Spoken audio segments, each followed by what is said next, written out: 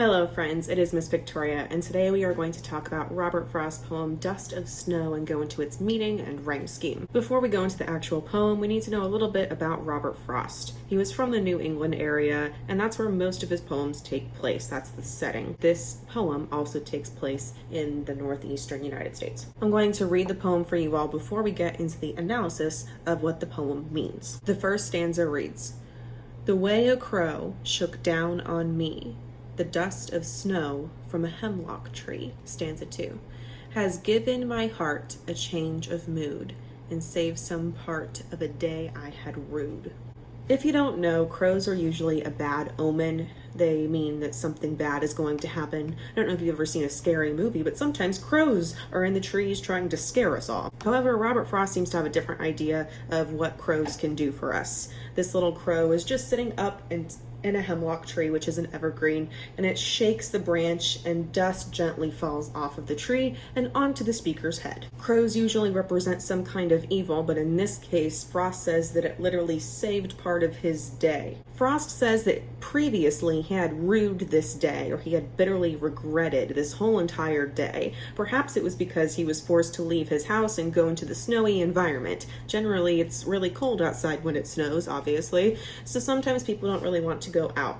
But even though he rued the day before, this crow had dusted snow on him, he's starting to feel better. He has a change of mood. His whole perspective changes after this silly little moment happens.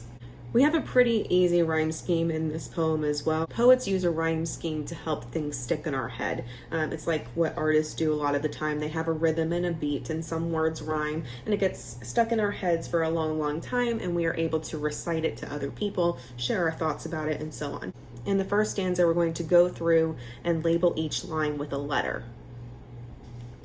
The first line reads, "The way a crow," it ends with the word crow. The third line ends in snow. Crow and snow rhyme, so we're going to put those in group A. Now we have another rhyming group. Lines 2 and 4 end with me and tree. Those words clearly rhyme. They both have the E sound at the end, so that will be group B. In stanza 2, we have group C and D. Line 5 ends with heart. Line 7 ends with part. Heart and part rhyme.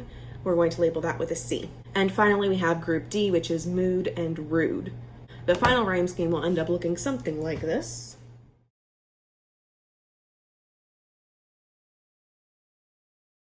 Today I also want to go into what a theme is. Honestly, when I was a kid, no one ever properly explained what a theme was to me, and I didn't know what it was until high school, and that's pretty stinking sad.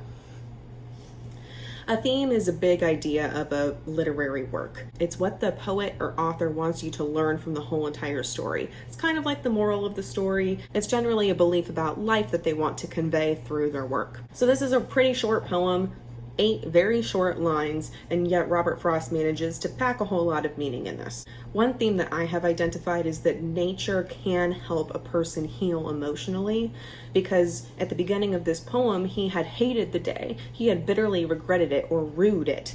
And now, at the end of the poem, he has a new perspective on life because of this small moment in nature. Another theme that is also connected to the previous theme is that a small event can have a profound effect on someone's life. It can have great significance, because had this small event not happened, he would have continued to regret his day. He would have gone on and hated every aspect of it when he didn't have to.